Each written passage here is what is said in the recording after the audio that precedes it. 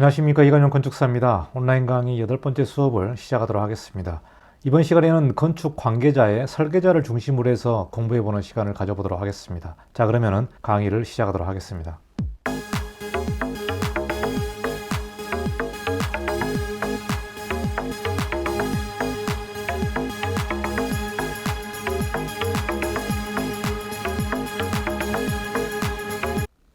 8강 시간에는 건축 관계자의 건축사에 관련된 업무와 주요한 내용들을 공부해 보도록 하겠습니다.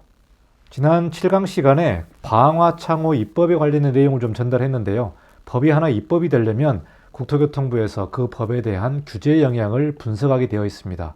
자, 이 규제 영향 분석서를 보면은요, 국토교통부의 의중과 이 법이 통과될 건지 아니면 부결될 건지 이 내용이 나오는데 거의 통과되는 것으로 예측이 됩니다. 자, 국토교통부 결론을 보시면 도원규제로 인해서 증가하는 건축주의 비용이 어느 정도 있을 수 있으나 이 부분은 국토부에서도 창호가 변경되면 건축주의 비용이 증가되는 것을 알 수가 있다. 이렇게 나오고 있는데요. 건축공사에 소요되는 총 공사 금액에서 차지하는 비율은 적다. 이렇게 나와 있는데 창호업체 관계자들이 이 입법을 할 때에 참여를 해서 논의를 한 걸로 알고 있습니다. 분명히 여기서 공사비에 관련된 내용이 나왔겠죠. 분명히 창호가 바뀌게 되면은 공사비가 증가될 거냐 아니면 어느 정도 증가될 거냐 이 부분을 아마 논의한 걸로 알고 있습니다. 당연히 논의했겠죠. 이 부분에서 일정 부분의 비용이 증가한다. 그런데 건축공사에 소요되는 총 공사 금액에서 차지하는 비율은 적다. 분명히 창호공사 비율은 적겠죠. 그런데 이게 쌓이고 쌓이면은 비용은 증가할 수밖에 없다. 건축주 온라인 수업에서 공사비에 관련된 내용을 제가 한번 강의할 때 각 공정별로 그 비율이 어느 정도 되는지를 한번 좀 강의를 할 예정인데요. 분명히 공사비는 증가될 걸로 보고 있는데 과연 그 증가의 폭이 얼마 정도로 증가될지 이 부분은 이제 본격적으로 창호가 나와 봐야만 알 수 있을 것 같습니다. 자, 그래서 여기서 후반부에 보시면은 반드시 도입이 필요한 규제라고 판단된다 이렇게 나와 있습니다. 반드시 도입이 필요한 규제다. 그러니까 국토교통부에서의 결론은 분명히 필요한 규제고 이 법이 통과되어야 된다고 강조를 하고 있기 때문에 아무래도 시행을 하고요. 그래서 2021년 6월 23일부터 시행 예정이 있기 때문에 여러분이 신축을 하시려면은 23일 이전에 건축 허가를 접수를 해야 될 걸로 봅니다. 좀 서두르셔야 될 것 같습니다. 자, 또 일조권 완화에 관련된 내용이 제가 속보로 좀 전달했는데요. 국토부에서 주택공급 대책 일환으로 일조권 완화까지 포함해서 설 전에 발표한다라고 언론에 나와 있는데요. 이 법은 시행령 86조를 개정을 해야 됩니다. 시행령이니까 대통령령이죠. 그래서 시행령으로 개정할 수 있기 때문에 충분히 가능할 것으로 보고 있습니다. 법이 아니고 시행령이니까 국무회의를 통해서 대통령령으로 공포를 해버리면 바로 시행을 하거든요.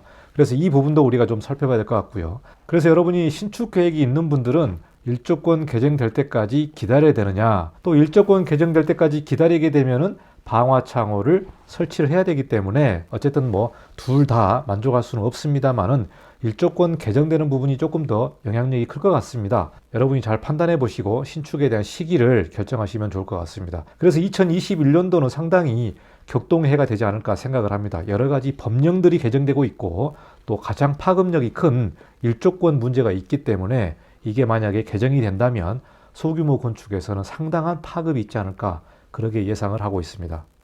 자, 이 다이아그램은 여러분 기억하고 계시죠? 건축주 주변에 어떠한 관계자들이 있는지 또 어떤 업무가 있는지 제가 개략적으로 좀 설명을 드렸습니다만은 이번 시간에는 건축주와 가장 긴밀하게 협력을 하는 사람이 바로 설계자가 되겠습니다. 설계자는 이제 건축사가 되겠죠. 그래서 건축사의 업무에 대해서 우리가 한번 공부를 해보도록 하겠습니다.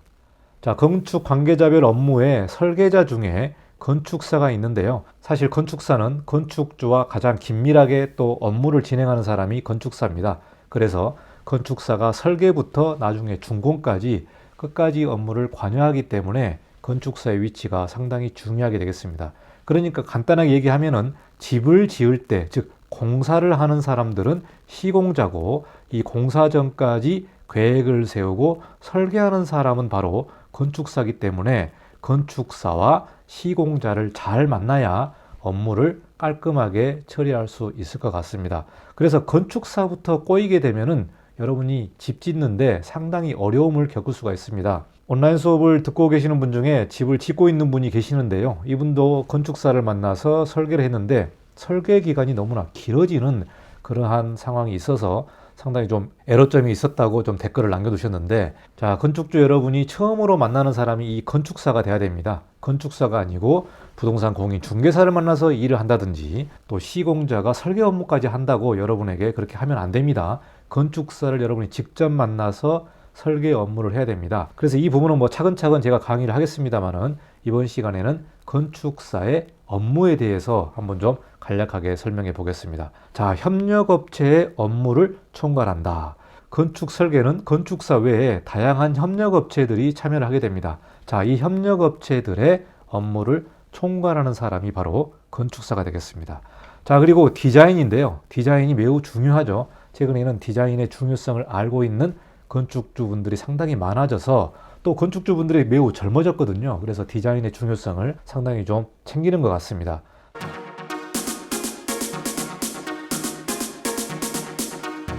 자, 그러면은 2월 달에 뵙도록 하겠습니다. 감사합니다. 이건영 건축사였습니다.